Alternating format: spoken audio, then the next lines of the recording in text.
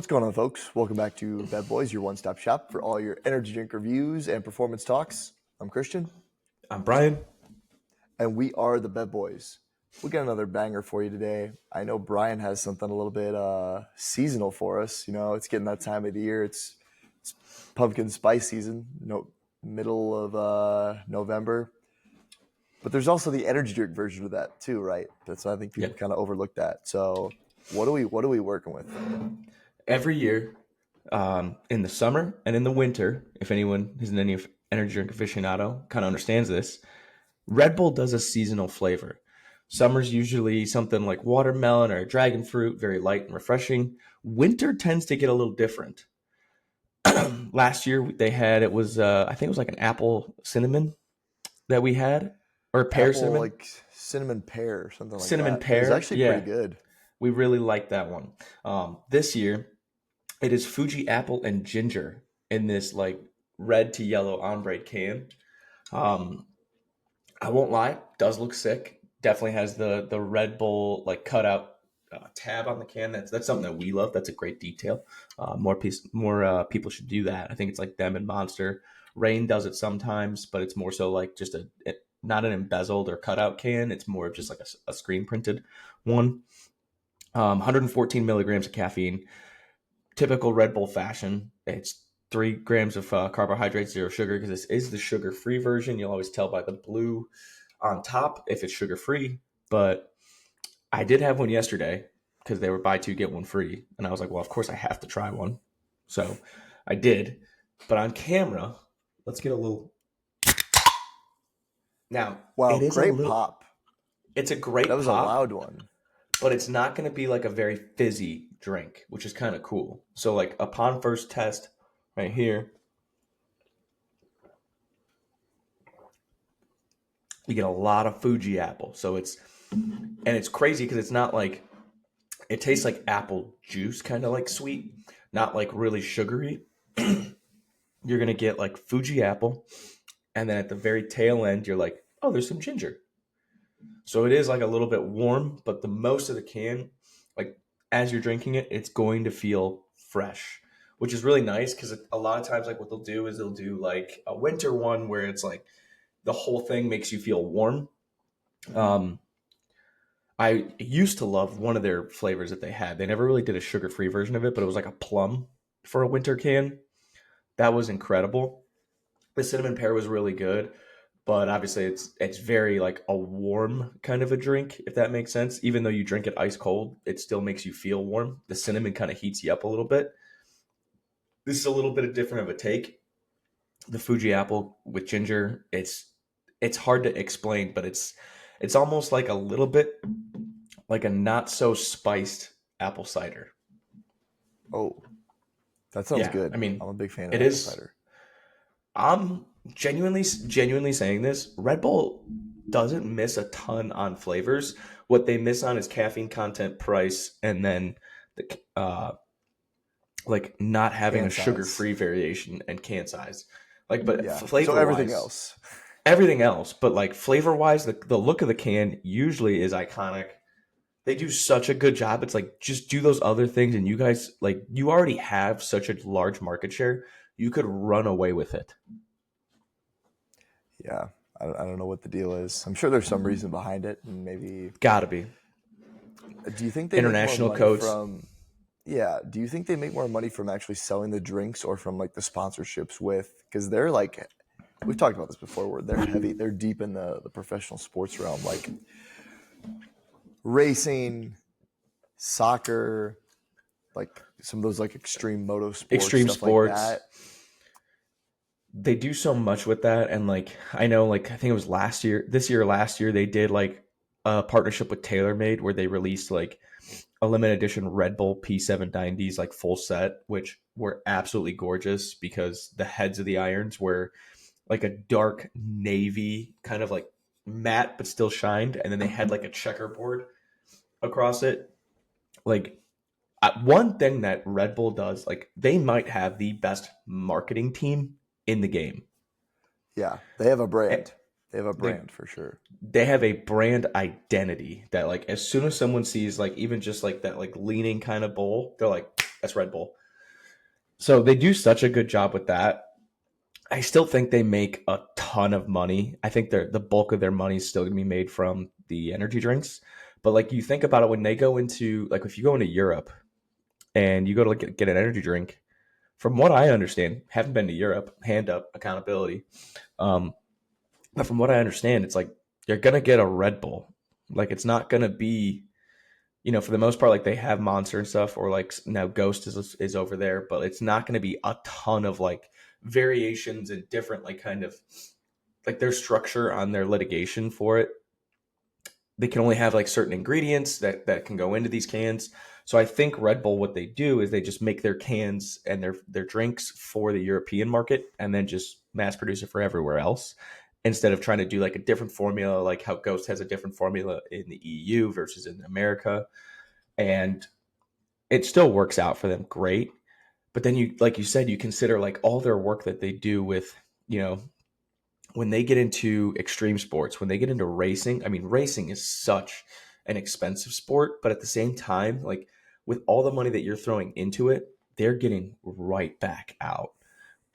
Whether it be with sales from different partnerships when they did it, if they have a partnership, say with like Adidas or something, or Nike, they're going to bring that over and make money off of that. They're going to get money off of viewership with all those different things. So it's something to consider about like where does all the money like really come from? Because they're in so many different things that bring a ton of money each. And they're pretty sure a multi-billion-dollar company. Um, when you consider that, it's like, which one's like actually the bulk of the money that comes into the business? So this is Right. super interesting to think about. Yeah. Little sidebar. I found out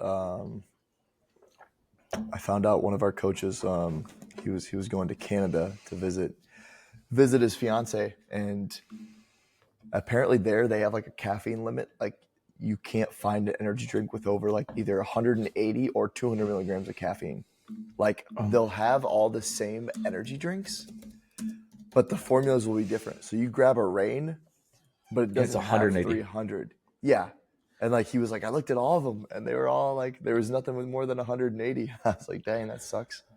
I wonder why that is. I wonder if it's because of like like they're trying to like be like well under the daily limit, and like maybe Canada has a higher enforcement on like the daily limit. It is 180, like you said. Um, I wonder why that is. They restrict, here's from Canada.ca, their Canadian website. We restrict the amount of caffeine from all sources to a total of 180 milligrams per serving of a caffeinated energy drink. We also limit, um, sorry, I just lost myself. That's fine. Let's just search that.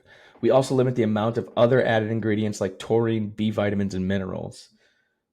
But it doesn't say why.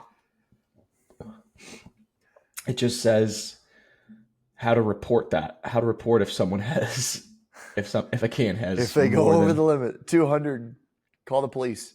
I wonder if it's because they have like that free healthcare and they're like, well, we're going to do whatever we can To to limit mitigate us the having to strain pay on the out for that. healthcare.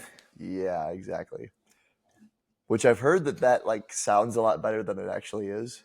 But I mean, Yeah, that's I've a heard lot of it's like things in life. super long, like Super waiting periods, slow. a lot of Yeah, bureaucracy, like have to jump through hoops. yeah, which makes sense. I mean, if it's free, it's the They're lines probably up. not going to make it the most accessible. And it is No, like for lack of a better term, it is accessible. But like at the same time, it's like, okay, you have to go see like a general doctor and then they have to recommend you a specialist. You might wait 6 months to see that specialist. Like you're not paying, but at the same time, they're not in any rush because there's no premium for them to do right, that. right. Um, Very interesting. I didn't realize like Canada had such a limit on that. Yeah, I just found that out the other week. I wonder if any other countries limit like caffeine. Denmark, Norway, and the UK. The UK is considering a ban. Um, they all limit sales to children. In Hungary and Mexico, tax energy drinks differently. South Korea banned coffee in schools, and some countries have regulations on the total amount of caffeine that can be added to certain products. That would be like Canada. So though, I mean, that's really interesting when you think about that. Yeah. They're aimed at mitigating risks associated with excessive caffeine consumption, particularly among children and adolescents with sleep issues, nervousness, and heart palpitations. Yeah. Um, I get guess that. what? I get for like children. I Um, get I get for children, like you don't want to but see okay, why not limit like you think that's going to be more make it important than like like banning like cigarettes or something that's actually way more harmful? to a certain extent. Why not make it like cigarettes, nicotine, Yeah, you have to be 18 to buy it, alcohol? 21 Yeah, to where buy you it. just you're 18 or Certain 21 to buy products it. are off Exactly. limits for people that are under 18. Exactly. So it's like you could do that, and I think that would be better sufficed. Yeah, Um, but who are we to say? yeah. Well, I'll tell you who doesn't go limited on the caffeine, and that's Rain. I picked up a two for that was a smooth transition, eh?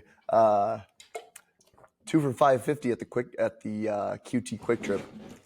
I think Bang. QT Quick Trip might have some of the best selection of energy drinks.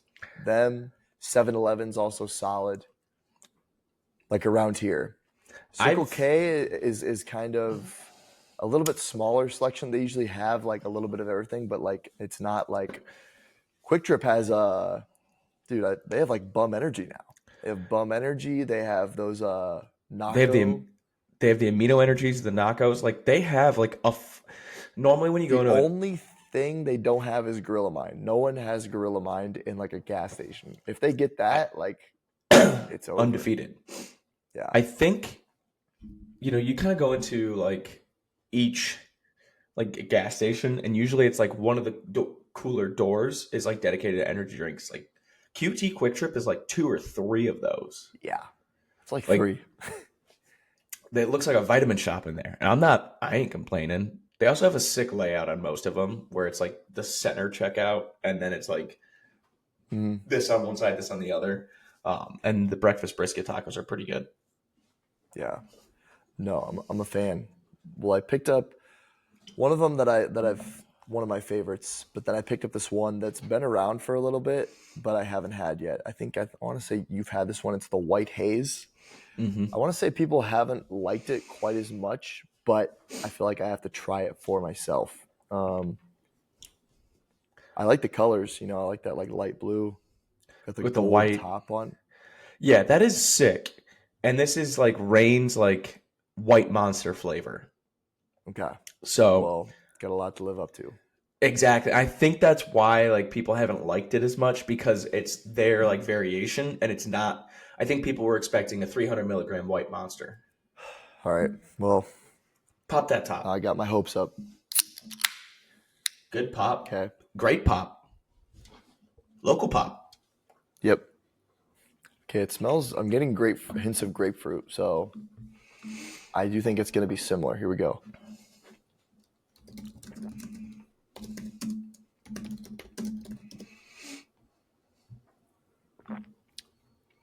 Give me that. Okay, it is definitely similar, and I can definitely tell that's what they were going for. It's not as good. It's not the same. It's Yeah. not. I don't think it's as potent. It's like I hate to say watered down because it's not bad, but It tastes almost like diluted. yeah, like it starts off the same, but I just don't get that like the peak isn't as high. Bang. You know what I'm saying? Yeah. Like the Same, but peak isn't as different. high. Yeah, Different, but same. yeah. Not mad at it though. It's not a bad flavor. Rain does good with the flavors too. Rain usually does a really good job. Their cherry limeade's really good. Not a big sherbet White guy, gummy so bear, sour gummy worm. The one those I'm are trying to think of one I don't like. That like tropical whatever it is. not huge Not a on it. fan. I don't The like I just said. sherbet, meh. Sherbet's a little sweet. Um, the blue raspberry, that's really good. That's gas. Um, their watermelon, not a huge watermelon guy. I don't mind their watermelon. I think they do No, a and pretty good Mania. job with that. I think Yeah, it's good. yeah. Obviously, the lemon heads one that we talked about in the last episode when we were ranking in the tiers, those were fantastic. They need to Incredible. bring those back. And I think they That got rid was of their a cotton candy. So respect to Rain for getting rid of cotton candy. That is the most overrated flavor in all of energy drinks known to man. I think it's hundred terrible. percent. It's Yeah, androgynous sugar. yeah, it sucks. Um, yeah, that used to be the Rain, Melon Mania, and Lemonhead used to be like a finals week go to You for just me crush when I them. was in college. Yeah, Bang, bang. They yeah, used to be so good. Um, they when Rain came out with the lemon heads, no one had done it was almost like industry defining because no one had done like a lemon. They've done maybe like a lemonade or something similar and maybe dabbled in it or did like strawberry lemonade. No one did something like tart like that. So the Rain like lemon head was so different. And I used to crush those when they first came out. yeah. I was a big fan for sure. The orange cream is pretty good too. Not a huge fan of it because we've talked about like orange cream's kind of fallen off for us. But after that, bang. We do have some good topics today. Yeah, we do. I think we're gonna have a good one here. So Mhm. let's. I'm trying to think the order this could best set us up for, and I think I'm gonna go with this one first. I'll I go love it. kind of go overarching and then more detailed. So Hmm. anyone that's in performance strength and conditioning, you learn about periodization, or if you haven't, you would know what it. You like intuitively know what it is. Um, Essentially, it's just planning, like organized strategical planning. At the end of the day, how you structure your training over time. You know, we've all done an annual plan. I'm sure once we first got into the field, I feel like that's a pretty common thing people do. I feel like a lot of people have talked about, does periodization still exist? And there's a lot of ways you could go about that.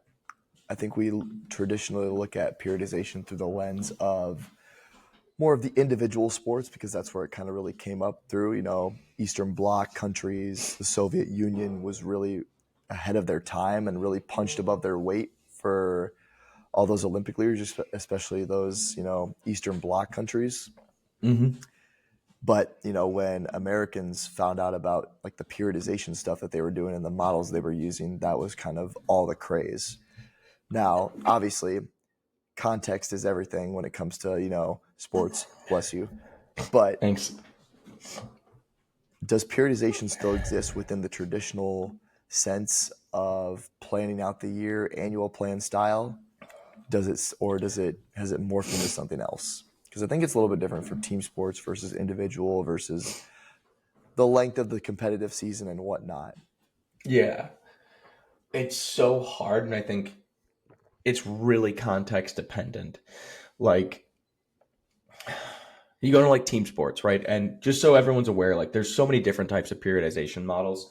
There's linear, reverse linear, non-linear, which is like an undulating model. There's more of a vertically integrated model or otherwise known as maybe a concurrent system where all things are always present, block periodization, conjugate periodization, etc. So like all of these things like are different ways to structure the planning as you go. Um, and I think each one can have its place, but at the same time, are any of them really truly done anymore? I think is like one of the part of the argument that we're really talking about here. Like when we go into like team sports, I think like you're not peaking for in season. We've talked about this before. You're not peaking for like a big game, so you start to think about a concurrent or a vertically integrated model where all those qualities are present. Maybe you're emphasizing one or the other, but you're never like fully like stepping away from one or the other. That is probably and their whole thing is that the weight room is so general. You're just in there to train to better support that. So it's like you're always kind of training, you're always kind of doing something, and maybe this block has a bigger strength emphasis, um, where speed and like your maybe your field work doesn't have as large of an idea in the plan. So I think like in terms of like field sports, it's less done, I guess, less apparent, maybe because it goes to more of like that nonlinear or vertically integrated or concurrent kind of model. Or even in, like if you look strictly to the weight room, it's more of like that conjugate model. Um, but that would be more on like the microcycles than anything else. Um, when you get into stopwatch sports or things like that, the length of the season I think really plays a big role. Like a track and field team might have a more linear periodization or maybe a block periodization. I personally like a concurrent kind of model with that, just to make sure, because when you go, and this is actually, we just had a conversation about this. One of our interns, shout out Wilkins, asked myself and DeMarco made a really good point. He's like, if you do block, right, and say you get a 20% strength gain in the strength block, and then you move on to speed. Well, now you haven't trained speed at all, and now you're trying to get that 20%, or maybe because you've already detracted so much, you only get a 10% gain in speed. But by the time you're done, the strength has kind of fallen off. So you're at 10 and 10% versus maybe you just get 10 and 10% off the board right off the rip and train them together and continue to build on them more reoccurringly if you had done like a more concurrent or a more vertically integrated model. And then it also like I said, like length of season. Like if you look at like a cross country runner, maybe a swimmer, their seasons are so long that they're almost more in season than they are out of season. Because like cross country, for example, they have cross country season. They have about a month and a half, maybe, where they're not necessarily training for a race, and then they hop into indoor track season, and then they hop into outdoor, and then they have 2 to 3 months off, which is really the only off season that you have. And for the most part, they're not with you. So it's like the whole aspect may be that we just continuously train because they're also an underdeveloped population traditionally in strength training. Your goal is to continue to just build their robustness the entire way through. And then you back off for 2 weeks when they have like that really large kind of conference or regionals or whatever kind of competition to where they feel fresher, but then they can get right back into strength training because their capacities in terms of like weight room stress are probably really low. And their absolute numbers are probably relatively low in comparison to the vast amount of others. Now they can still have a high relative strength index on there to where they're lifting above their body weight, but because they're only training maybe 1 to 2 times a week, they're only doing this, that, and the other. You have to just continuously readdress, and it's really hard to, in I'll say, in a chaotic sport such as cross country, which sounds so stupid, but like all these different aspects of their training are very, very specific. So it like the weight room becomes so walked back. It's hard to kind of not continuously try to just train in a more quote unquote like linear fashion where you're just trying to build enough for the athlete very generally, because the other side of the coin is their running training or their aerobic and speed fitness is essentially so periodized that yours is like almost, and it's a beauty and it's a blessing and a curse, but it's like it's such an afterthought that it's like you're strictly there to support the more important thing. um all that to kind of say, like, I think it's still apparent and it is there. I just think it looks vastly different than what we thought it would have 10 years ago, 15 years ago, where everything was dialed, measured, and now it's a little bit more flowing with the ups and downs of the athlete and the training cycles that they're currently on and the practice schedules and the time of the year. What do you think? Yeah, those are good points. Do you think though that I also think that people can kind of hide behind that veil of like, oh, like That is periodization true. doesn't matter a whole lot. Like I don't like they're doing so specific that and in their sport that I don't really need to worry about that. But could you get more benefit if you lined up your training with theirs? Or I think you can go the other way too. Like I don't think anyone's going to A more diligent object to program. yeah, but we also know that like okay, I can't make a plan for the next year and expect not to change any single Yeah. part of it, right? I think you can kind of like hide behind that veil of like okay, no planning is like you're not thinking ahead, you're not thinking of how like the next block will set you up for the one after, how the current block is going to potentially set you up for that next block. And for some sports, that can be tough, especially if you get a sport where, in college where you don't know how often they're going to be in the weight room. Stuff can change all the time. So I think that obviously depends on the scenario. Um, I definitely agree that a lot of the times, and this may just be a bigger problem within the industry where they're gonna hide behind that veil because it's easier to do that and say like it's easier to say there's something out of my control that I can't control, so I just need to not think about it versus, right. a great example right now is like for our cross country season, like my a lot of my periodization is matched up to the higher competitions that we have, whether it was like the Paul Short meet in Pennsylvania or like the UVA meet or the conference meet. Like I Mhm. planned like a deload essentially based off of that competition schedule and then work the training around those pieces and then just had a conversation with the head distance coach, the head cross country coach where they're like, I was like, okay, where are you going to kind of like spike some training loads? Where are you going to back off? Right. And it's just as simple as like a conversation to kind of maybe it's not, maybe it's not, doesn't necessarily look like a block or a nonlinear or a linear. It doesn't fit in any of those categories, but the emphasis on the more general or the more voluminous training occurs based off of that calendar versus a traditional model that you would have read in a book. And I think that's where kind of your point goes is instead of it being like, well, I'm just never going to periodize and I'm just going to, I'm going to hide behind that veil. I'm not going to think about it. And we're just going to kind of do general work all the time. And it's never going to really progress, but it's never going to really truly digress. But because we sit in the middle ground, we never really get shit done. Having that conversation and framing the training based off of that makes it able to go up and down as they need to. So that way, the next time they come back down, it's a little bit higher than the first time they did, so on and Mhm. so forth. Whether that be in absolute numbers, whether that be in total tonnage, reps, intensity, whatever it may be. But as they go, they get stronger, right? And, speaking in the microcosm of like cross country, like maybe they're not always going to be this extremely high little inkling here, rate of force development athlete, but maybe they're stronger than what they were, right? Maybe their movement literacy and their movement capacity is a lot better. And as that progresses, like we're getting towards the next thing where we're getting what we need to out of the weight room in order to support the training that's being done in the specific manner to then move the needle forward. That's where I think it's not hiding behind that veil of everything else is so dialed. I don't have to be, but it is like in support of that.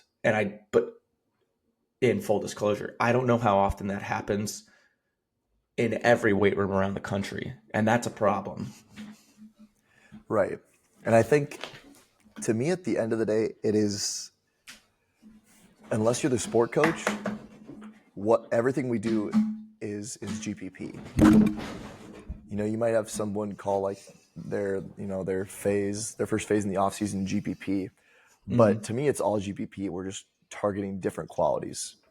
Yeah, Like, even when we get into, if you're going to get into more of like, if you want to call it speed, power, RFD block, that might be more specific, or you might think that's more specific to what they need in the sport, but it's still it's not the still not the sport. So it's sport. still general. So at the end of the day, it's all GPP. We're just targeting different qualities, different adaptations. Mm-hmm. Like our And I job is also essentially go ahead. and I also think that like some of these, people like to argue about block versus, concurrent or vertical integration. To me, like, they're not as different. Different. They don't need to be as they're not as different as people make them out to be, because okay, what is vertical integration? Like, the main thing is that you have all the qualities in there at once. It doesn't say they all need to be even, and I don't think they should all be even, because if you really want to push one quality, I'm going to put A higher as much as I emphasis. I'm going to put a higher emphasis on that, and I'm going to put everything else like the minimum dose I can to maintain the other ones instead of. And I mean, I don't know. I don't know if there is a right answer or what the right answer is. Is it better to put everything else on the back burner, put them on that kind of minimum effective dose, and then push one thing with the rest of that stress that you allocate, or is it better to train them all evenly and kind of hope for incremental things over time, incremental progress in all of them over time? I don't know which one is better. I Mm-hmm. tend to think like, especially if you have an extended off season, it's better to kind of put most of your eggs in one basket and then kind of shift the eggs as they go while still touching those other qualities. So say if you have a longer like extended off season, say like football, where you have kind of that area between your fall season and then your spring season, or could be even like baseball where you have your fall ball where it's like not like, yeah, you want to see how people look, but the real thing happens in the spring. Mm-hmm. I think you'd be better off doing, more capacity and hypertrophy work, focusing on that, still touching, speed, still touching strength, which I'd argue like you're still kind of touching strength if you're doing capacity work because you're setting yourself up, giving yourself more capacity, And that. potentially to get more strength down the line, and then kind of Mm-hmm. shifting, okay, now a little more strength, maybe a little bit more field work, less capacity, then a little bit more field work, maybe still touching strength or maybe going to more overcoming ISOs versus just saying, okay, even the whole just flatlining it on having all the qualities be trained to the same extent all year round. And I don't think anyone's disagreeing with that. Like there's sometimes where that might be the move, especially like if you have someone where the team is in there sporadically. There's not really like a set, you think you're going to have them 3 times a week. It ends up getting bumped down to 2. Some weeks they don't get in a lift at all. That happens. I think if shit hits the fan like that, then you kind of just have to go flatline. All right, let's touch a little bit of everything. But I think when you have a little bit more say and a little bit more control and consistency in that training schedule, probably better to put most of your eggs in one basket while just kind of touching that minimal effective dose. So that's where I kind of come in and think that you can have, concurrent or vertical integration, but like a high emphasis in one. And can I call like, is the difference between block and concurrent like instead of doing strictly strength, do I do everything strength and then do one set of everything else? And can I call that concurrent? Can I call that vertical integration? Like, what That's is where the I don't. line? Yeah, like what it's. I think people think it's like one or the other. It's all or nothing. Yeah. And I think that's where you kind of get to a point where it's, you know, am I training this adaptation enough to at least maintain the actual residual quality that I have? And if I'm not, it's not going to be that concurrent model or that vertically integrated model. It's just not. Because if it's not enough of an if you're not putting enough effort into those items, and it's not at least maintaining where it was the last time, you kind of essentially have like the barometer of where our line is. If this is good and this is decreasing, and what you're doing currently right now is not at least staying at this line, it's kind of detracting here, it doesn't have enough in order to make sure that it is essentially that vertically integrated model. And that's fine if that's not your goal. But if your goal is to maintain that residual, you have to be able to stay at baseline, or at least like bandwidth of like that standard deviation hang around there, because it's never going to be perfect. Um, the other thing that like people don't understand too is that you don't have to be a guy. You don't have to be a linear or undulating or concurrent or vertically integrated. You don't have to. You can mix all those in throughout the year. It doesn't matter, because most of them, if not all of them, if you zoom all the way out, even non-linear looks pretty linear. And it's probably someone's probably gonna get pissed off with me saying that, but if the total trend kind of does this, that's pretty linear. It's just approaching it from a different. There's 1,000 ways to skin a cat. There's probably one or two that are more than ideal. You wouldn't do it with a pair of scissors or a butter knife. You know what I mean? So whichever one works for you, and you can mix them in wherever you please, wherever you need to, and say, well, during this, maybe this winter block where I know none of them are going to have like the training methods that maybe we have with us, but I know they won't be around. We'll just go a little bit more just strength block oriented, and we'll do that because I know that we can get some kind of training in, and that's fine. But I think a lot of people get so caught up in having like a tribalism aspect and an identity within, whether it be a method, which I think to a certain extent, a periodization model is a method versus a principle. Um, because it's how you do something. It's like what you're doing versus like the aspect of the training adaptation that we're trying to get. They get that like I said, that tribalism aspect to it, where they belong to this, they have to stick to it, and they're too scared to stray away because their identity is in it. Versus just saying like, hey, this is what I need to focus on right now, because and understanding like there's things that are without out of your control. Like maybe they don't have a space to sprint. Maybe they only have a treadmill. Okay, well then we'll probably just go like when we go field work style, it's going to be a little bit more aerobic development. We're going to try and see what we can hang on to. And in the weight room, they don't have med balls. They don't have a ton of fancy tools. So we'll try and load things a little bit faster, but maybe they don't have VBT. So I don't know if they're going to be able to move it as quick as possible. Okay, well, we should just jump and then just do traditional strength training. And you just kind of walk back things or advance them as you need to based off of the environment around you, which for you kind of really understand, like, especially in terms of like baseball, with like now that you're going to be like traveling and kind of moving around to different facilities, like you just may not have the same tools that you're always going to have. So working things, progressing them back and forth or regressing them in order to make sure you still get training adaptations in general to move the needle forward is probably the biggest thing. Um, and what's really going to, it sucks to say, but essentially it always comes down to the same fucking answer. It depends. Mm-hmm. Yeah, I um, think people need to. I think everyone should strive to you should have your own training system. Because at mhm. the end of the day, when you read triphasic training, if you read, all these programming books, that is someone's system that they just put on paper. That is like what they found over time. They thought through it.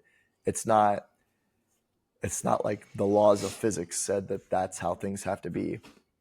It's all been As done long as you're before as staying well. Yeah, as long as you're staying like the only rules are like the rules within like the laws of physics. Other Yeah. than that, okay, yes, read that stuff, try to implement it, tinker with it, but over time, Develop it into what you need. yeah, rarely if ever, I'm gonna say like 0% of the time, to be honest with you, almost zero, are you gonna reach the same exact conclusion that that person did within that book? You Not only shouldn't. If you that, do, then you're probably you just probably following have a bias. exactly, which we all have biases, but like that's an obvious one there. If you say like, oh, Yeah. like I'm a triphasic guy, okay, like You're does that biased mean towards that.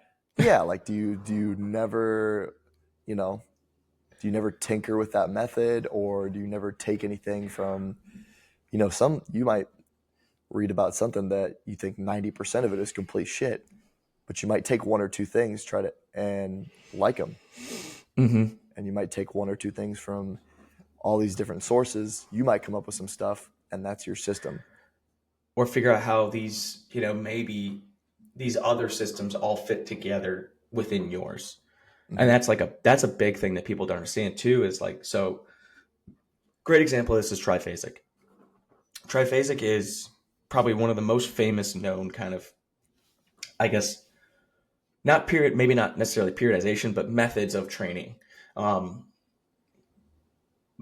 it came after Jay Schrader, who flipped it up, who had it flipped originally, which was essentially the isometric phase into the eccentric, and then more of like a concentric, more of like a power phase. Cal kind of went from the other end of the spectrum and said, well, I want to go as the lift goes with an eccentric, iso, concentric, right? And it's like he saw something, he did it, he tested it, arguments or whatever someone thinks or doesn't think about him or how he trains, it's whatever.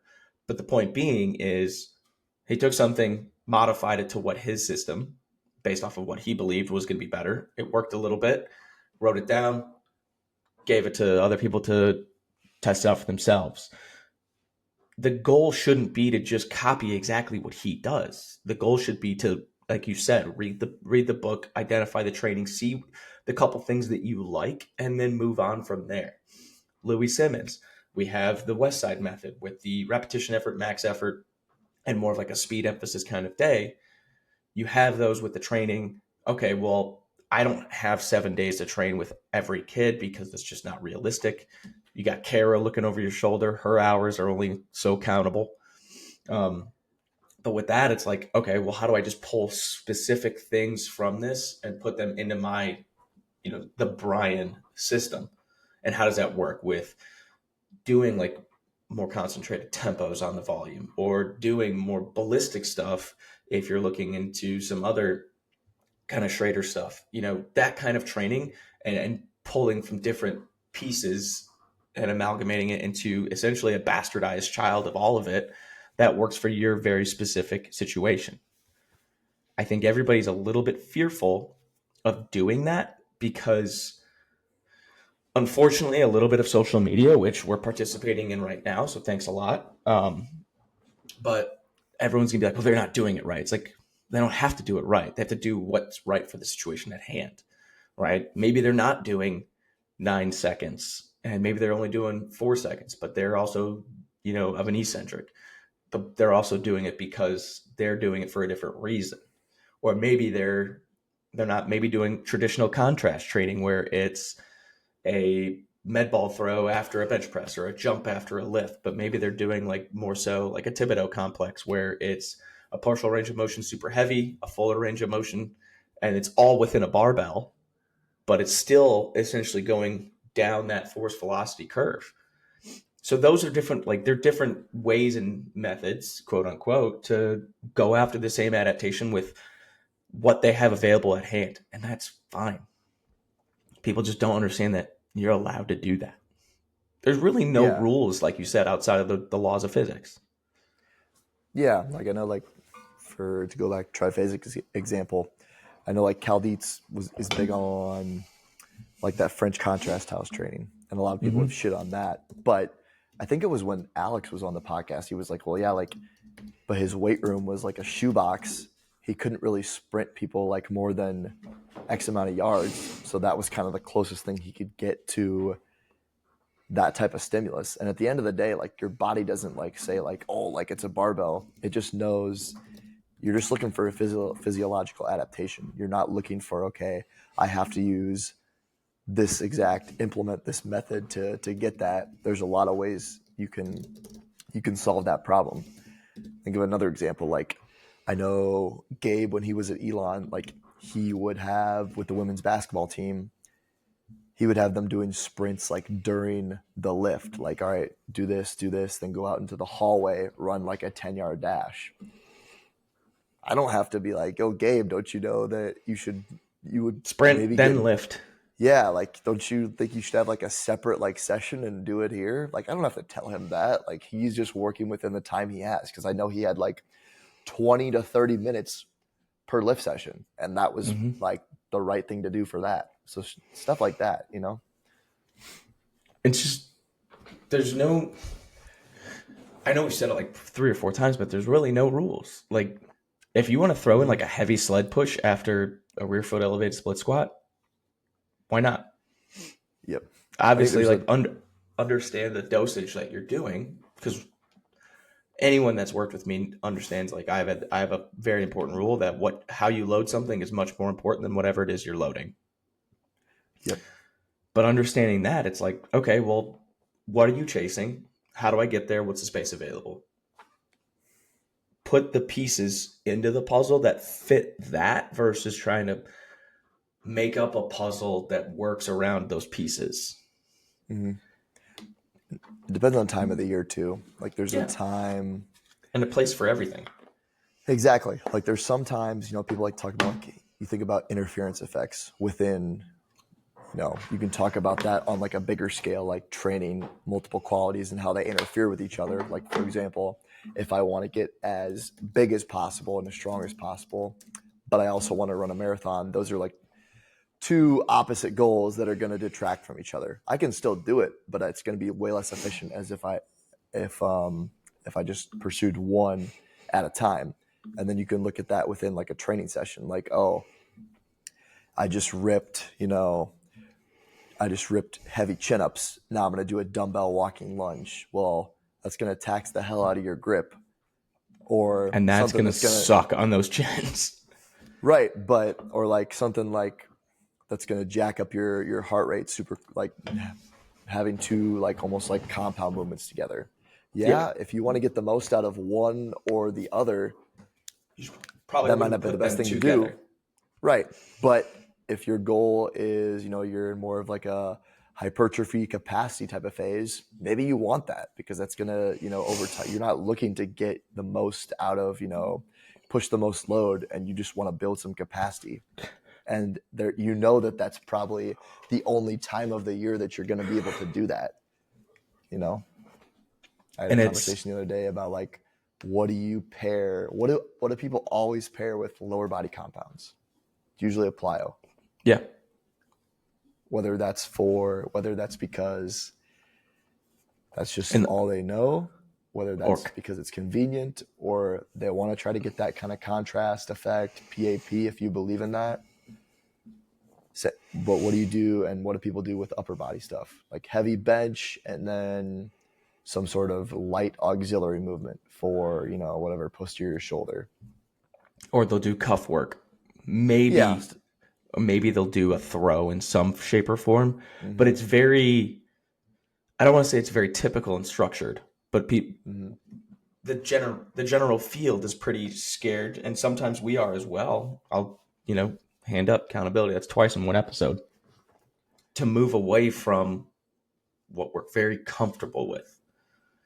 Right. And I think the comfort lies within, even if it is just anecdotal evidence of like, well, this has kind of worked before. We've seen other people have success with it. Why not just do that? It's like, at the same time, most of us have a master's degree.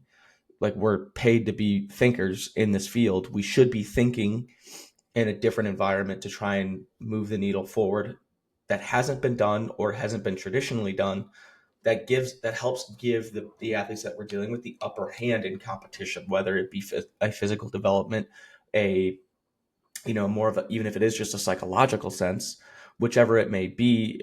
You have to be able to try and push that needle forward versus just blanketly copying over from one to the other, which also leads to another point in the industry: is if anyone else can do your job, what value do you have to bring?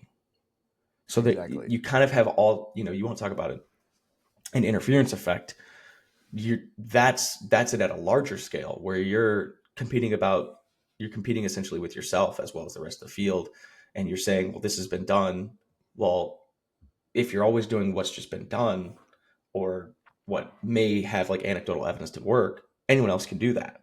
Those are two interfering things, where it's like they're paying you for a specific job and you're not essentially thinking outside the box, moving the needle forward to provide the extrinsic value to that organization.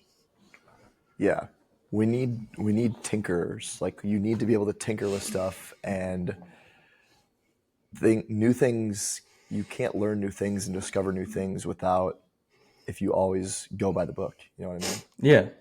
Like, it's not a natural, just like you won't naturally get stronger as you get older unless you provide a stimulus to your body. I mean, you will to an extent. Like, a 25-year-old is going to be stronger than like a 2-year-old, but you're not just going to naturally like get in better shape without providing like a proper stimulus to your body, recovering, nutrition, all that stuff.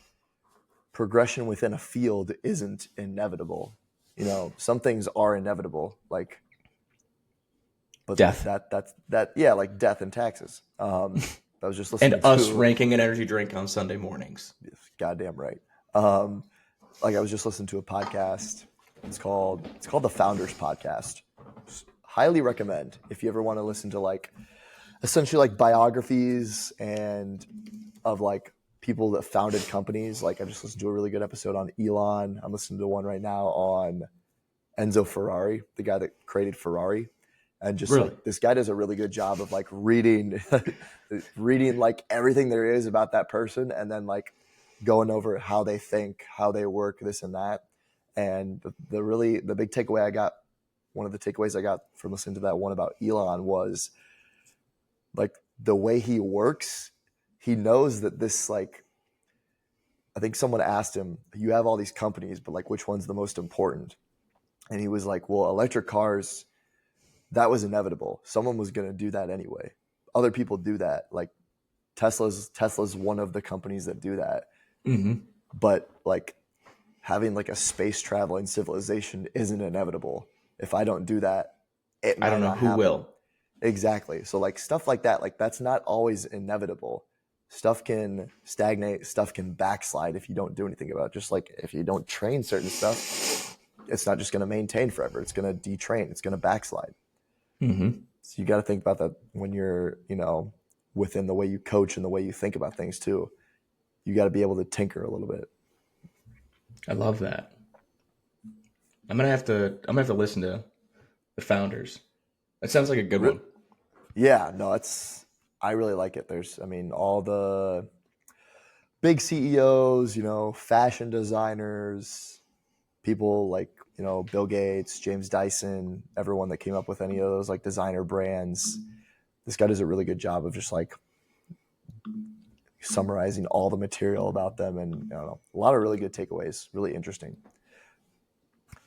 Yeah, Well, I think now that we've went kind of overarching theme, I think this is going to be a good one to kind of transition to. We I think mentioned so. we mentioned RFD, rate of force development, Mm-hmm. and I think it's something that gets thrown around a lot. I think people think you go hypertrophy, strength, power if you're going traditional like periodization phases, and like, all right, I'm going to do more of an RFD block. But what do people actually mean by that, and why is it important, and how do we train to improve that RFD? For me, I look at RFD as like kind of like two rules of thumb, right? How fast can you go from no to go, right? From absolute standstill to either yielding or moving an external load or at least your body mass, right?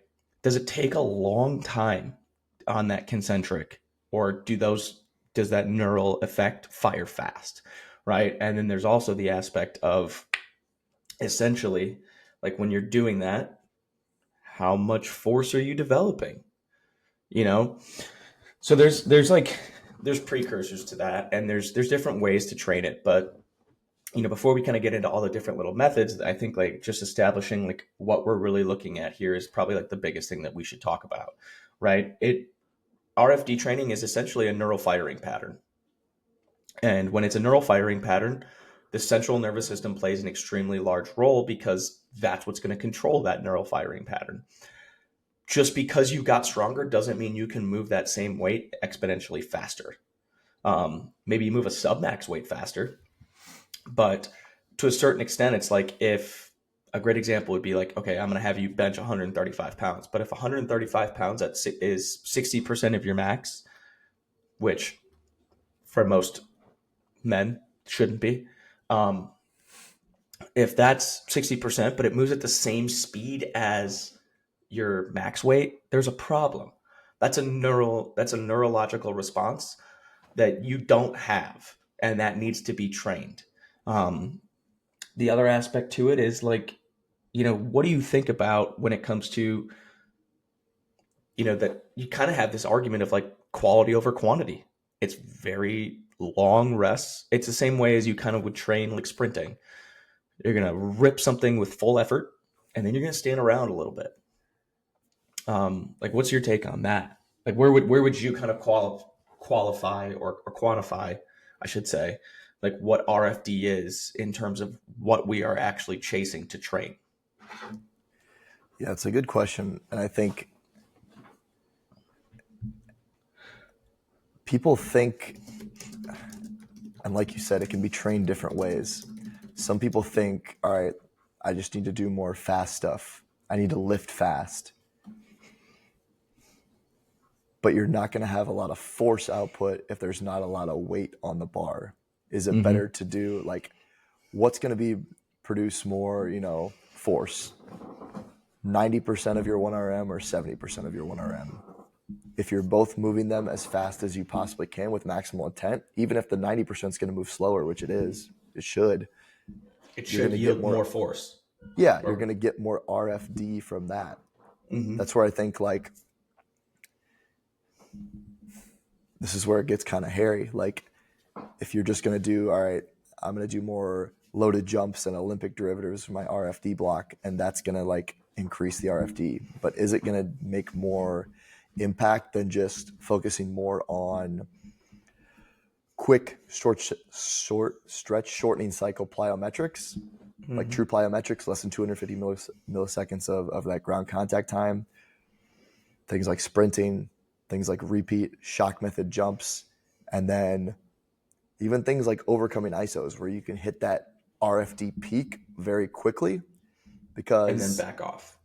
It's exactly an like immovable object that doesn't necessarily have a limit on it. So for anyone that doesn't understand, like an overcoming isometric, like essentially you are pushing or pulling against an object that quite literally is immovable, i.e., like a rack or a wall or some kind of structure. Um, and if you were to put an athlete underneath a force plate or on a force plate in that movement, if you had them do, say, 90% of their 1RM or 85 or whatever it is, there's going to be a certain point within that movement where it peaks and it falls off. It could be more strenuous because you have the elongation of the muscle tissue with eccentrics. You have them going through a larger range of motion as well, and it could take more time. Whereas the overcoming isometric, because it's immovable, you can exert physically as much force as possible in a very, very short amount of time, which then, that force divided by that time is the rate of force development.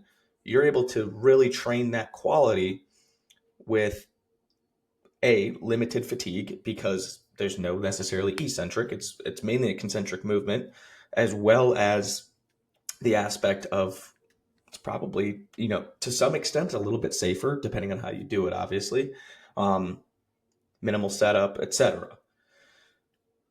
That is one way to chase it. I think there's other ways to chase it without having to swap an exercise as well. Um, Like one example is pausing at the bottom of your squat for 1 to 2 seconds. They now have to go and overcome inertia without a stretch shortening. You kind of take that stretch shortening cycle out of that. And there is a little bit of an SSC within like the bottom of a movement because when you kind of bounce at the bottom of a squat or you kind of like pump into that bench press, whatever it might be, when you pause, the RFD has to occur. That neural firing pattern to then re-engage out of that isometric phase and have that contraction occur violently and quickly, those fire. So that's another way to attack it. But I guess like here's my question, and maybe it's an idiotic question. Shouldn't you train this all the time within your strength program, whether it be kind of going back to our linear versus whatever kind of periodization model you're going after, you can easily work this into so much stuff. Why not? yeah, and that kind of goes back to at the end of the day, like it's all GPP.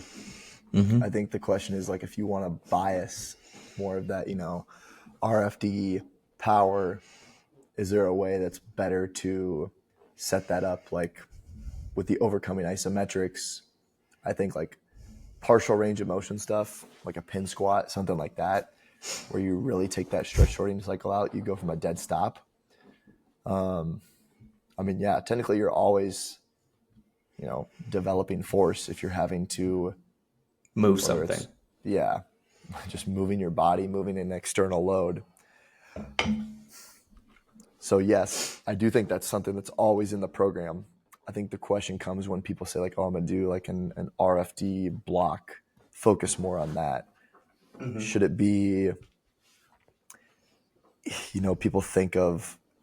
I think oftentimes people think of like, all right, I just do more loaded jumps, or I do focus more on like the Olympic derivatives, which yeah, it's going to be like fast within the context of like traditional resistance training.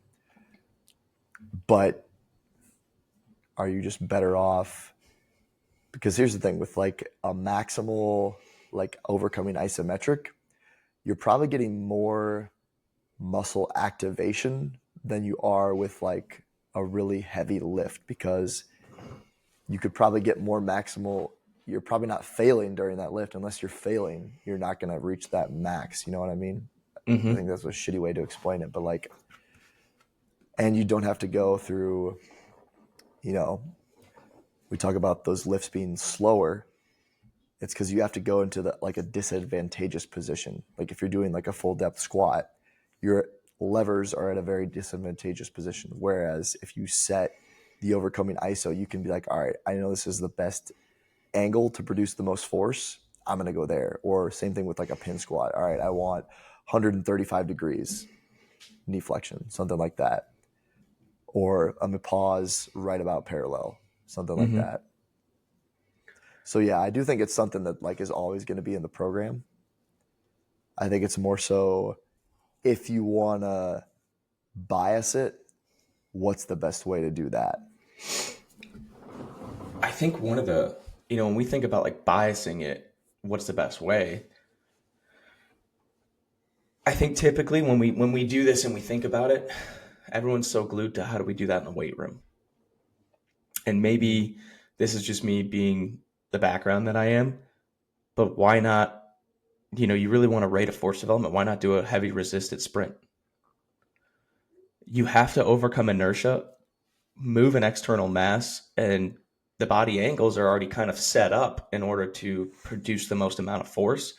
You're just now adding load or external load to that position, as well as that movement that, for the most part, in almost every single sport, they're going to do anyway, right? So now you've brought context into the situation to where the angles are very similar to the sporting action, the movement patterns, the muscle tissues that's being activated, the force and the magnitude of force are very similar, as well as it's something that they do naturally, right?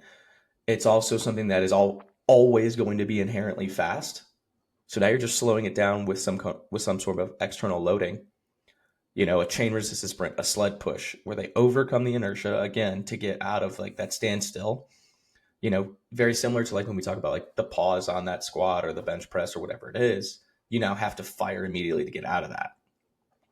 Or like against like a overcoming isometric, you have to fire against it from a standstill, and you try to reach that peak very very fast. You might reach that peak very fast there too.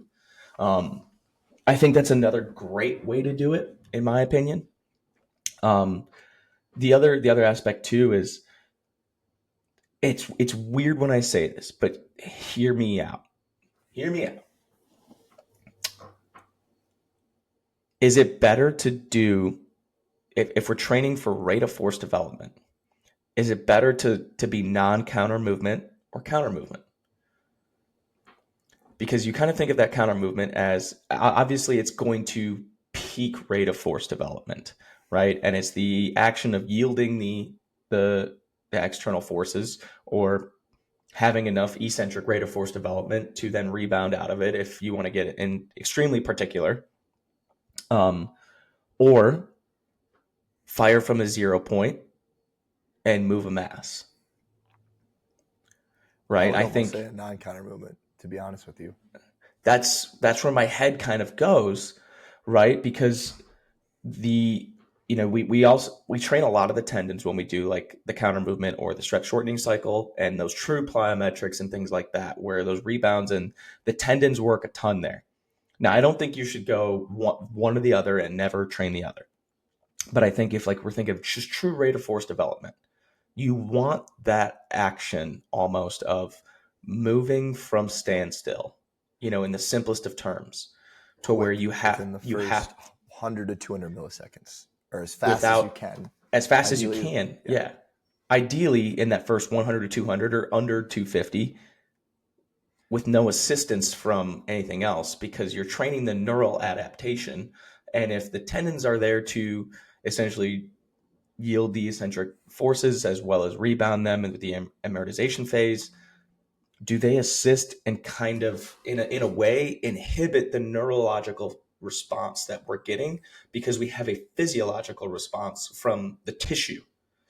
And if that happens, does the neurological response, I don't want to say is it negated, I don't know if it's truly negated, I don't think so, but is it inhibited to where we're not getting enough out of that? And then if you are going to do them together, what does your kind of like mix look like, or does that change based on the year? yeah. And does that change based on like the type of athlete? Like I'm thinking Mm-hmm. now, football lineman.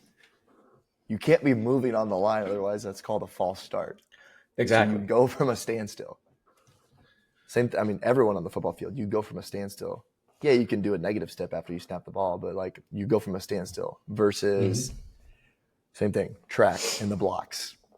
You go from a standstill. Yeah, you're in that like advantageous position, But it's but you still a go from a standstill. standstill. Yeah, you can't move. That's called a false start.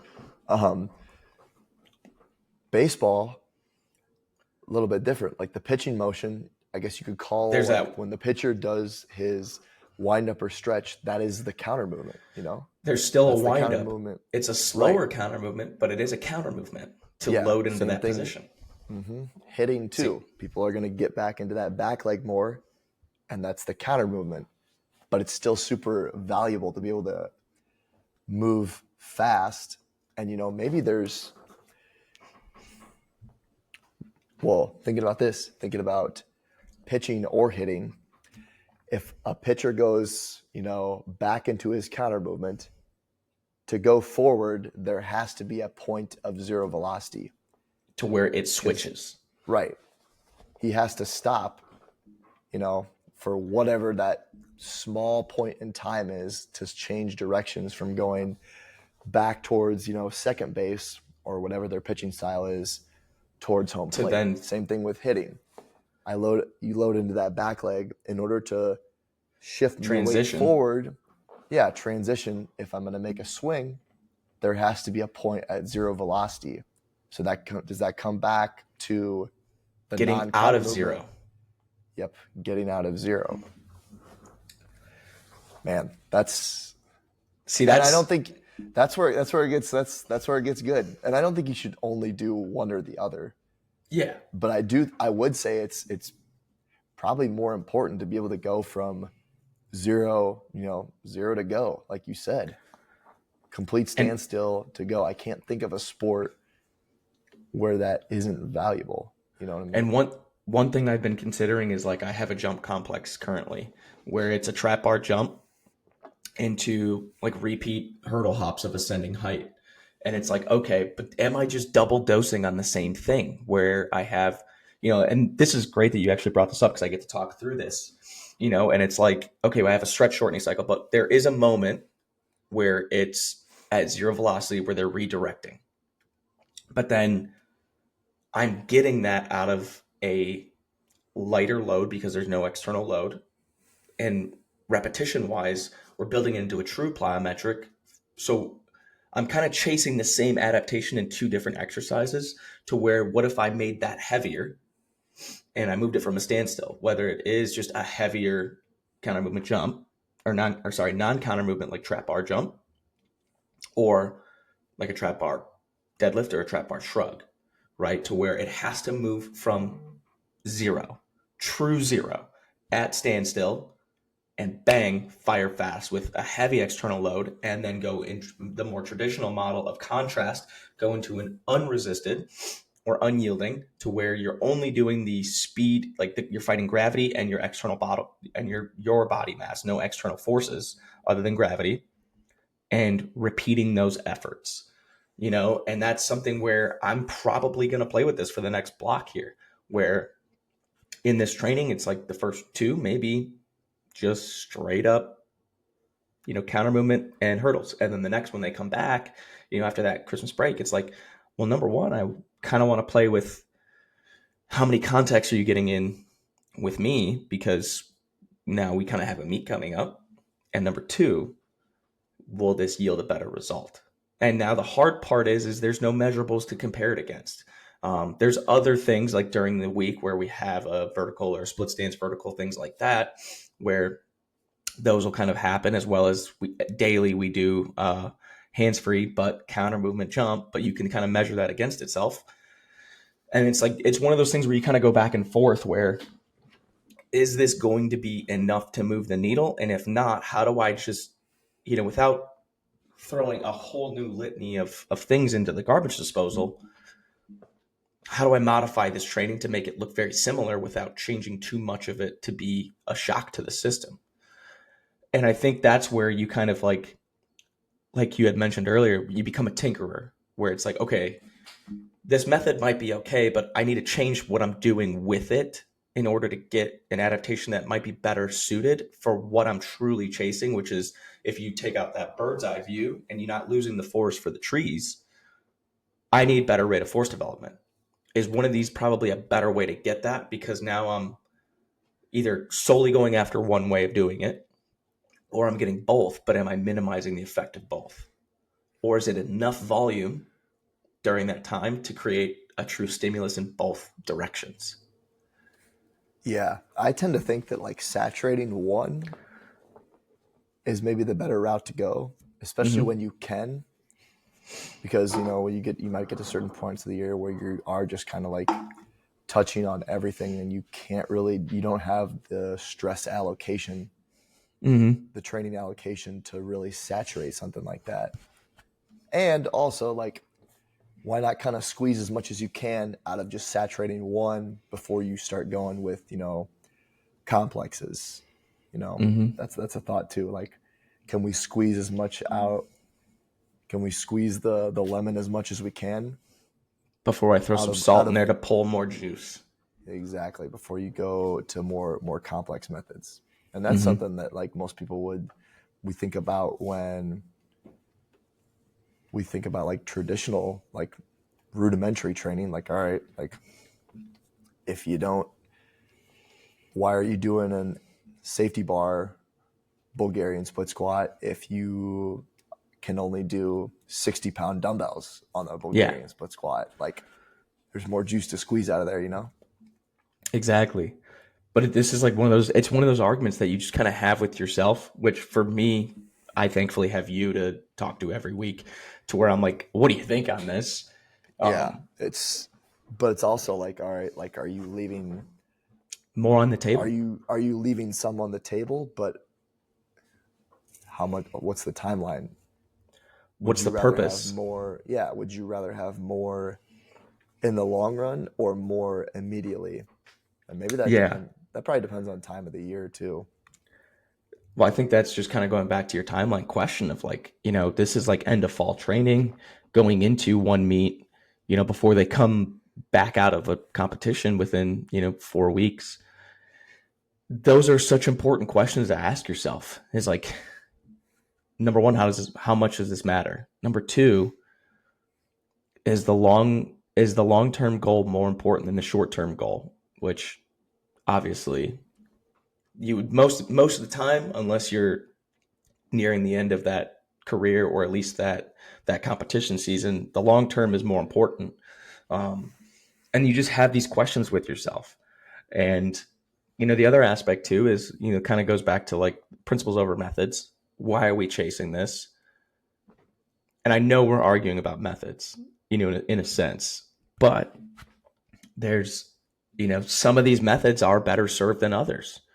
Mm-hmm. And it almost pains me to say it, but it's true, where it's like slightly tweaking something may change the entire outcome based off of what you're doing.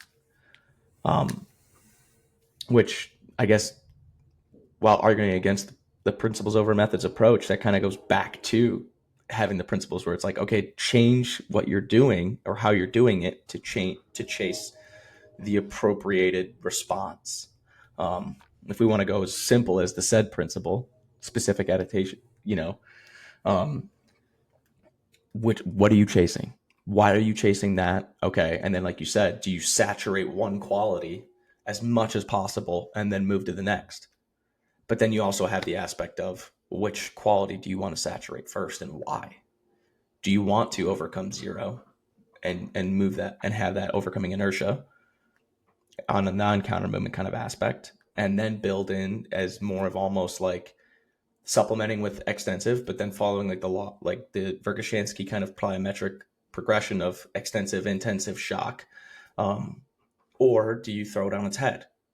Which again then just goes back to the other argument that you had, where it's like take these pieces from the training and modify it into your own system.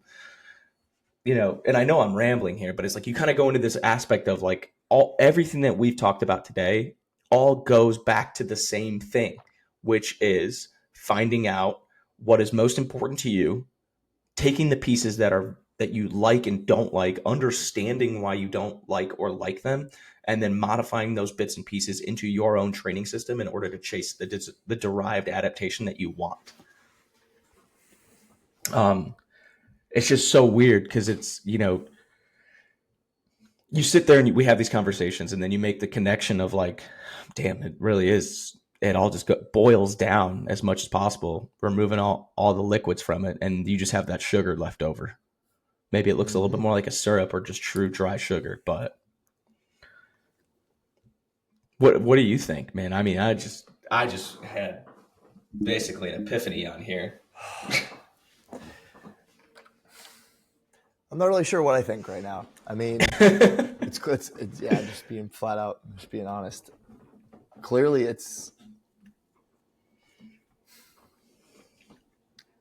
I mean, you do see people working stuff with the stretch shortening cycle more often than without in training. From what I see, I don't see a lot of people doing non-counter movement jumps, like squat jumps. And to be fair, like part of it's like, it's tough to, like, if you've ever actually like administered like a squat jump on a force plate, it's tough because everyone wants to use that little, even when you get them down into like a parallel squat, you They still want get to that use a little counter. dip. Yeah, it's a little dip. And like, you're trying to, you're like looking, you're doing this on like a computer, and you're like, sometimes the dip like doesn't, you're like, it's not that much, and you see it, it's like, it's like over like 100 newtons, and like I think we were That's cutting it off at enough. like, yeah, we were trying to cut it off at like 50 newtons. We're like, okay, that's like 0 is probably unreasonable, but like 50 is pretty good. And like, Yeah. if I'm A trying to like, hundred is enough to make a difference. exactly, like, and if you're trying to do that from like a data collection, like, you might have to have a guy jump 10 times and they only get 2 good trials.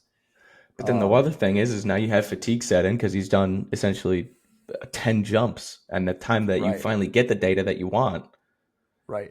is And it construed? aside from that, if they're having such a difficult time with that, does Is that it the mean right that they test? lack it? Or does that mean that you should train it more because they lack that, you know?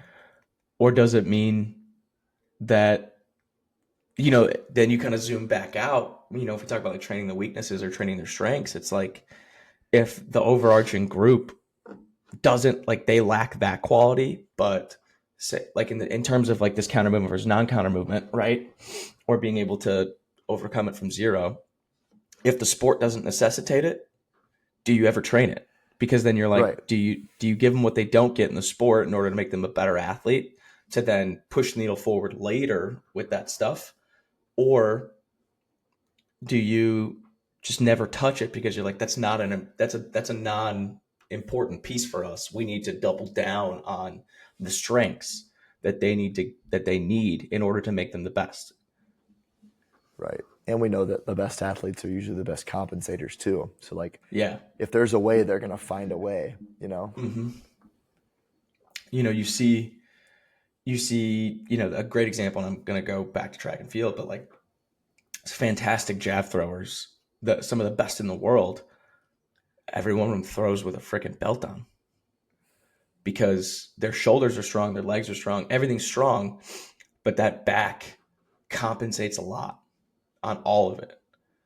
Maybe maybe the low back isn't a primary mover as much as the lat or that cuff in that movement, or like that contralateral sling where the hip crosses back over with the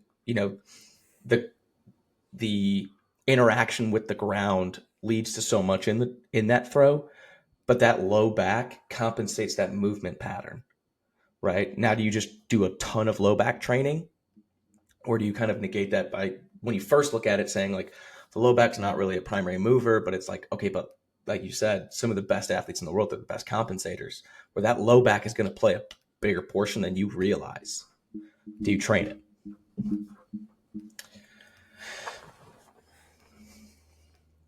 I mean, we've worked ourselves into a web here. Yeah, I'm like, I'm like swimming in my own head right now. I know. I'm just trying to speak to like get it out there, but like Yeah, as I'm like talking, I'm like thinking about this stuff. I'm like, I you actually start to think, don't know for sure. Yeah, yeah, you don't. And that's the thing, though, is like much of what we do is based off of intuition or a best educated guess, right? And the safest answer is to say train them as a complete athlete in order to have the likelihood that if something does occur and they do use that muscle, something's not going catastrophically wrong. And then as you work your way up and up, through the ranks of whatever kind of competition level, you have that other overarching argument of like, why are we chasing this thing if this isn't what's going to make them the absolute best? And it's like, well, to a certain extent, are we not trying to insuring ourselves against the inevitable? Or do we just kind of go with what you're saying? It's like, if that's not going to make me the best in the world, we don't ever touch it. it's also important not to just hide behind that veil of, okay, just make him a complete athlete, and then you never try to question and really look into the specifics. Yeah. But then it also kind of comes back to, are we training the Is it non-specifics? GPP? Yeah, it's all Are we GPP. are we training the non-specifics enough to at least hold the residual Mm-hmm. while we identify the strengths and hammer those home as much as possible? I mean, I think we've gotten ourselves into a pickle, Morty. Yeah. I mean,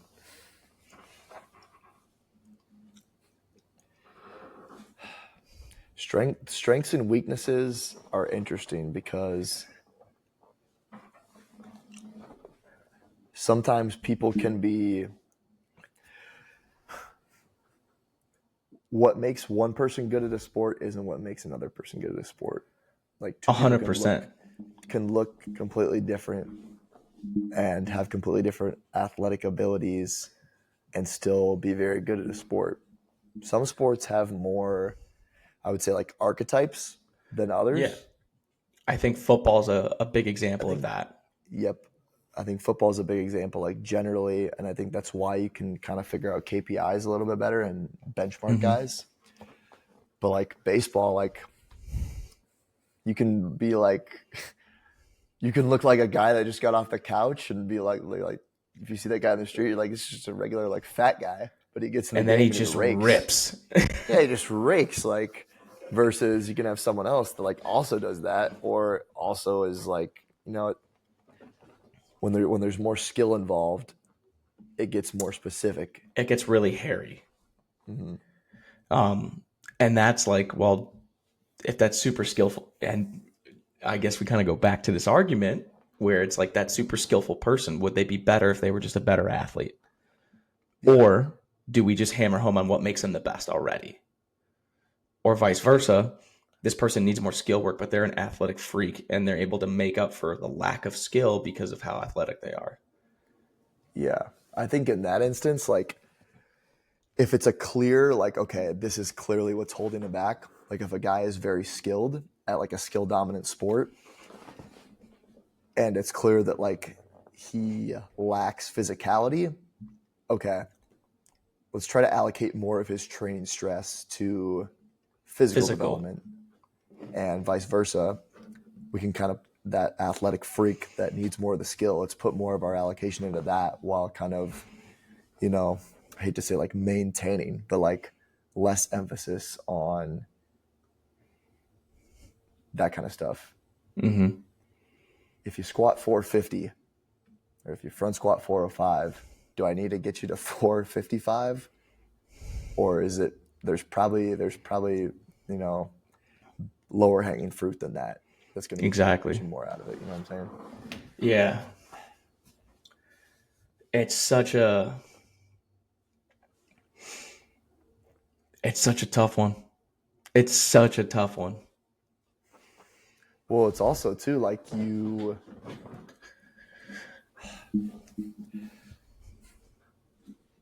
also don't want to like go too far away from either one too. Yeah. You don't You want to have like this completely drop the skill to focus on like physical development, because we don't know like if that's gonna like what's the residual on skill. hitting. Yeah, like what's the residual on hitting in baseball? Hitting a baseball is like incredibly hard to do in the first place. Like, what's the residual on that? And there's a lot of other stuff that goes into that, like prior beliefs and how they've been trained before, what they think is like the best for them versus what you think is the best for them. I got a question for you. This is off topic, but this is a great question. And Let's hear it. anyone listening, throw it in the comments what you think for yourself as well. You get 1,000 pitches, 1,000 pitches from an MLB pitcher. Say it's Clayton Kershaw. Do you think you're getting a ball in play?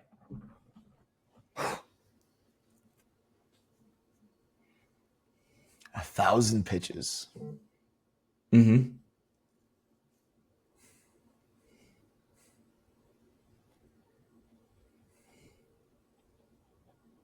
Clayton Kershaw. At this point in his career, fuck. Dude, I don't know. It's such a tough one. Because I think I might get a ball in play, but I'm going to roll over. I don't think I'm getting a hit. You think okay, let's change it. Do you think you're getting a hit? I don't think so, dude. I think I'm going to whiff. I'm going to whiff really hard at the beginning. I'm going to have like trash swing decisions just because like I haven't played baseball in so long, and I'm going to get like it's Clayton Kershaw. I'm probably going to I think I can figure out the timing by the end, and then it's too late. You're already tired. Yeah, like I think it's do I get too tired, and do I figure out like the skill of like timing my probably very slow swing to like a 90-mile-an-hour like fastball? Can I tell it's a fastball? I think I need to have like a lot of dumb luck too, and I think if I hit the ball, I either foul it off or I roll over. I don't think I'm hitting it like in the gap. I don't think I'm like, that's what I think. What do you think? The ego in the athlete is like, you can do that. Yeah. And then it's 1,000. It's 1,000. That's funny. And then you really think about this, like maybe a college pitcher. Yeah, I'm going to get a hit. Right? If you take an average college pitcher, you take one of the best in the league. Like if you take Clayton Kershaw in his prime, you're high. You're high if you think you're getting that, unless you're like a high level college baseball player, where then you have obviously a higher amplitude of a chance. But like the average person, you're nuts if you think you're going to get that. Yeah. There's That's just I think I get dumb luck and like 1,000 pitches, and I maybe figure a little something out. But even then, man, it's dumb luck. Like that's what I'm saying. Like I'm putting it in play. I'm rolling over. Like I'm grinding out. You know what I'm saying? I don't. And that's if I don't just like break my hamate, like trying to swing for like a demon slider. You know what I mean? Yeah. Like at a certain point too, like you think you got it figured out, and he's going to throw a changeup because he knows so much about a hitter than anybody else, no matter what. Like he's going to watch you and watch your body language change and understand that, oh, this guy thinks he's got it. Guess what? How about a curve? Yeah. Or a splitter. Yeah. It's that mental chess that I'm not prepared for. Yeah, dude. Like it's so tough. I think everybody, I think that kind of puts a frame of reference on like, quote unquote, like the armchair quarterbacks where they're like, you can't swing at that. It's like, yeah, dude, you get in the box. Yeah. Get in the box. Yeah. You get in the box and you tell me you're not trying to swing right now. Like that's scary. Now and then let's Yeah. add 70,000 people watching you. Yeah. Like I was doing that shit against high school pitchers. Like I wasn't good Yeah. at this in high school. Like who am I kidding that I'm gonna like do that against someone that's actually good? Yeah. It's nuts to think about. Yeah. Dude, I might not even put it in play. Might be good if Me I make neither. contact, foul it off. Like, If I stand there with a bunt, maybe. yeah. I may be like lucky if I like hang in the box. You know, I might like a slider looks like I it's gonna might hit me in the head and then yeah, just I might see drops right that. into the middle of the zone, and I might just be like, yeah, fuck that. I might see one of those coming in and be like, "Yeah, that's it. I'm done. You can have the bat, Yeah, man. Like I'm out." The yeah, first time you hear that, like that ball whistle past you, like even if it's at like that like rib cage level, you just hear that like the yeah, right into the like.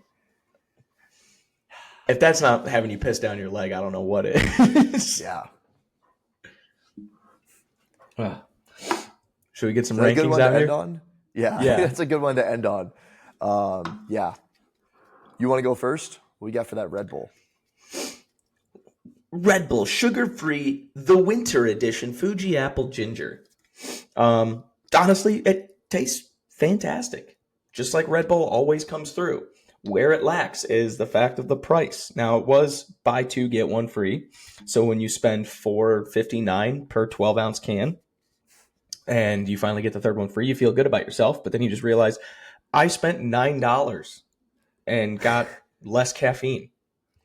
114 milligrams of caffeine, not great. Can look sick though. I love the like this like red to yellow little ASMR. Um, Overall, it's solid. Would I take this over something else that costs less and probably provides more caffeine strictly on flavor? Probably not. Because there's so many options out there now that have incredible flavor as well. Do I want to see more apple flavored drinks that aren't just sour apple? 100%. Please start making apple flavors. It doesn't have to be Red Delicious or Granny Smith, like overly sweet versus overly tart. Like Sour. Yeah. you can find like a middle ground, and I think that would be great. Like the Fuji apple's not bad. Um, definitely want to see more apple flavors. So anyone listening, that'd be sick. Overall, I feel bad saying this, but just because of those other ones, like I don't think the flavor like elevates it enough. 6.8. It's solid. It's Okay. good. Is it the best thing in the world? No. But I would definitely drink it again, especially if it's free. Drink three. I'll Yeah. drink six of them. Yeah. What about you For the with that rain, rain? White the rain, haze. white haze, dude. Everything. It's good price. 2 for $5.50. Good caffeine content. We're a big fan of rain. It's the flavor that it's not bad. It's not my least favorite flavor, and I think it's. I'm gonna show my bias, but I have to dock it a little bit just because I know that it's not quite as good as the White Monster. I drink it again, but if I wouldn't be my preferred rain flavor, but it is still 300 milligrams of caffeine. The can looks sick as always. I'm gonna go like a flat 7.0. I'm probably not. I'll drink it again, but it's not going to be my preference, and it's still obviously like a very solid energy drink. But I'm ranking the OG White Monster like a 9. This one has more caffeine. It just doesn't quite have that quite of a distinct flavor. Mm-hmm. Almost looks like a little bit like distilled a little bit. So for that reason, I'm gonna go just flat 7.0 there. Wow. Had some things that saved it, had some things that brought it down. At the end of the day, it was kind of average, I would say. The price, caffeine content was definitely a positive. The flavor and just the fact that I had in my mind, like, oh, I want this to taste like a White Monster, kind of brought it down a little bit. Hell yeah. Well, folks, there you have it. That's the show today. It's been great having you on. Follow us on Instagram, bevboys.tv, bevboys clips, and etc. You can find me at BSZUTKOWSKI, B Shakuski. And of course, you can find Frenchie at French_fit40. Check it out. it's a It's a beautiful Instagram page. I've seen it myself a couple thousand times. Um, like and follow us on Spotify, Apple Podcasts, subscribe to us on YouTube. Tell everybody how much you hate it. Share it to them. Share the podcast to them and say, these guys suck. You know, I hate them. I want you to hate them too. And then they'll watch. And then they'll say we hate them. And then they'll share it to somebody else. That's fine. Feed the algorithm. Do what we want you to do. Or if you love it, share it to your friends. Say, I love these guys. So they share it to their friends and they say, I love these guys even more. We would love to be loved. Everybody does. Most of all, though, click the subscribe button so you see the next time. And definitely go to bevboys.com. Grab yourself a t-shirt, grab yourself a hoodie, grab yourself a hat. The hats are great. The dad hats are awesome. I wear them on the golf course. I'm terrible at golf, but I enjoy it. At least you look good doing it. At least I look good doing it. And you better believe I'm cracking either a Red Bull or a cream soda bum. I got all these cans that I've dehydrated and made visible in my office so I can live. Now, how about you guys help us out and let us get to that 1,000 subscribers so we can make some money off this and actually live? Yep. For reference, we have about 110, so you better start clicking that subscribe button. Like and subscribe. Yeah. But appreciate y'all watching the show. Listening in means a lot. And we'll see you next time. Peace. Peace.